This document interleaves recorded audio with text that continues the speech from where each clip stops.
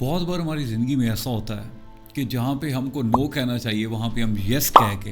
अपने आप को खुद मुसीबत के हवाले कर देते हैं और उसको कहते हैं हाँ भी जो आप करना है कर लो, I am ready for that. याद रखिएगा, अगर तो आपको आगे बढ़ने की ख्वाहिश है, ज़िंदगी में कुछ करना चाहते हैं, तो आपको नो कहना आना चाहिए। अच्छा, यहाँ पे एक चीज़ क्लियर करूँगा, नो कहने का मतलब बदतमीज़ी नहीं है, क्योंकि साफ ज़ाहिर है हम मल्टीपल टाइम्स नो तो कहते हैं, लेकिन इस सारे प्रोसेस में हमारा तरीका ठीक नहीं होता और इस सारे तरीके में समझदारी नहीं दिखाते कि हम अपने करीबी लोगों को जो हमसे कुछ एक्सपेक्ट कर रहे होते हैं वो हम उनको नो तो कह बैठते हैं, साथ में नाराज़ भी कर बैठते हैं। याद रखिएगा, जब भी कुछ आपके करीबी लोग आपसे एक्सपेक्ट करेंगे, और हमेशा करीबी एक्सपेक्ट करेगा,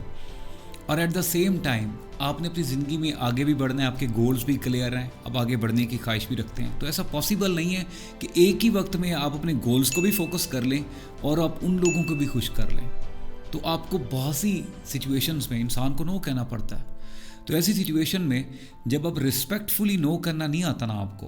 तो फिर आप रिश्तों को भी स्टेक पे लगाते हैं और इसकी वजह से आपको टेंशन होती है और अपने जिस ज़िंदगी में उस मकाम में आगे बढ़ना होता है उसमें भी आप स्ट्रेस लेते हैं, एडिशनल स्ट्रेस लेते हैं और वो बैगेज कैरी करके फिर रहे होते हैं। द पॉइंट इज़, ज़िंदगी में आगे बढ़ना है तो नो कहना सीखें, रिस्पेक्टफुली नो कहना सीखें, क्योंकि at the day end life is too short to live. और इस छोटी सी ज़िंदगी में आपने अपनी वर्थ को प्रूव करना है, अपने आप को डेफिनेटली उस काबिल बनाना है कि आप लेगेसी छोड़ जाएं कि अपनी इस थोड़ी सी ज़िंदगी में भी जो अल्लाह ने एक बहुत ज़बरदस्त असासे के तौर पे आपको दी और आपको टाइटल भी दिया कि you are the best creature, आपने उसका बेहतरीन इस्तेमाल किया। आज मैं आपको 3 ऐसी चीज़ें बताने जा रहा हूँ, 3 ऐसे तरीके बताने जा रहा हूँ कि आपके अपने करीबी लोग अगर कभी आपसे ऐसी सिचुएशन में, जब वो कोई आपसे कोई काम एक्सपेक्ट कर रहे हो, कोई चीज़ एक्सपेक्ट कर रहे हो, या ये एक्सपेक्ट कर रहे हो कि यार ये बंदा अपने सारे काम छोड़ के मेरे साथ खड़ा होगा, और आप एट द सेम टाइम अपने उन कामों में बहुत ज़्यादा मसरूफ़ हैं और आपके लिए वो बहुत ज़्यादा प्रायोरिटाइज्ड काम है, आप उनको इस तरीके से आप नो कर सकते हैं कि उनको मसला भी नहीं होगा, वो नाराज़ भी नहीं होंगे, इनफैक्ट वो आपको अंडरस्टैंड करने की कोशिश करेंगे और आप अपने काम पे भी फोकस करेंगे। कितनी ज़बरदस्त बात है।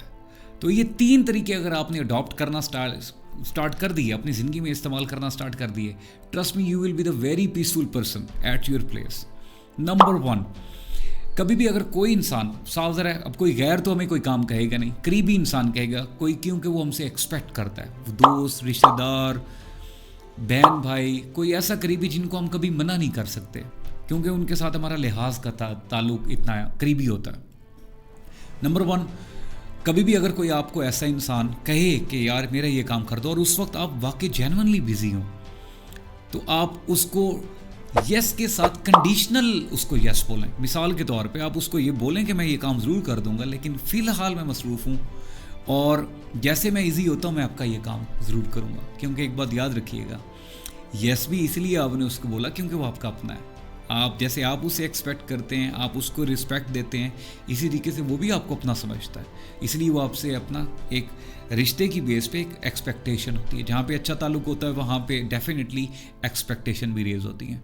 तो अब उसको मना नहीं करें, लेकिन कंडीशनल यस बोलें। इससे फ़ायदा ये होगा कि आप अपने काम को, जो उस वक्त आप काम कर रहे हैं, वो काम भी हो जाएगा और जब आपका लग्जरी टाइम होगा, फ्री टाइम होगा, आप उसमें उसका भी ईज़ आउट कर सकते हैं, उसको भी आप फैसिलिटेट कर सकते हैं। नंबर 2,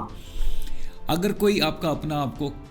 कहता है कि यार मेरा ये काम है और उस वक्त आप मसरूफ़ हैं, तो डेफिनेटली एक दूसरा बड़ा ज़बरदस्त तरीका है, like you should be like वेग एंड बीइंग नॉन कमिटेड वे, आप उसको तरीके से डील कर सकते हैं। मिसाल के तौर पे आप कह सकते हैं कि मैं वादा नहीं करता, लेकिन मैं कोशिश करता हूँ, जैसे मेरा ये काम होता है मैं ज़रूर करूँगा मैं, ठीक है। द पॉइंट इज़, जब असल मसला ताल्लुकात में ख़राबी तब होती है कि जब आप किसी से किया हुआ वादा पूरा नहीं करते, then it is a really hurtful thing. और मैं खुद भी इस चीज़ को पसंद नहीं करता। क्या आपको अच्छा लगेगा कि आपके साथ किसी ने कोई प्रॉमिस किया हो और वो अपना promise at the spot break कर दे? नहीं अच्छा लगेगा ना। तो आपने अगर किसी को नहीं कह सकते यस, तो कंडीशनल भी नहीं बोल सकते, तो एटलीस्ट उसको नॉन कमिटेड वे में बात करें। ये बोलें कि मैं वादा नहीं करता, लेकिन जैसे मैं इस काम से फ्री हुआ मैं इसको टॉप प्रायोरिटी पे करने की कोशिश करूँगा। इससे ये होगा एट द सेम टाइम कि आप उस काम को, अपने काम को भी निपटाएंगे, और फिर अगर आपको लगा कि और कोई ऐसे इंपॉर्टेंट काम नहीं है जिसमें आपके मामला डिस्टर्ब नहीं होते, जिसमें आपके गोल्स डिस्टर्ब नहीं होते, जिसमें आपकी प्रायोरिटीज़ चैलेंज नहीं हो रही, तो फिर डेफिनेटली आप उसके साथ खड़े हों, उसको काम आपको करना चाहिए। नंबर 3 वेरी इंपॉर्टेंट, अगर कोई शख्स आपको ये कहता है कि यार ये वाला काम कर दें और मेरी इस काम में हेल्प करें, और उस वक्त डेफिनेटली आप मसरूफ़ हैं अपनी ज़िंदगी के गोल्स को लेते हुए, मामलात को लेते हुए, तो आई थिंक आपको उस वक्त सब one of the best strategy किसी और को रेफ़र कर दें, कि आप उसको बोल सकते हैं कि आई थिंक इससे मेरे से ज़्यादा बेहतर काम ये वाला फ़लाँ इंसान कर सकता है, या मेरा छोटा भाई कर सकता है, या ये तुम्हारा फ़लाँ दोस्त कर सकता है, कि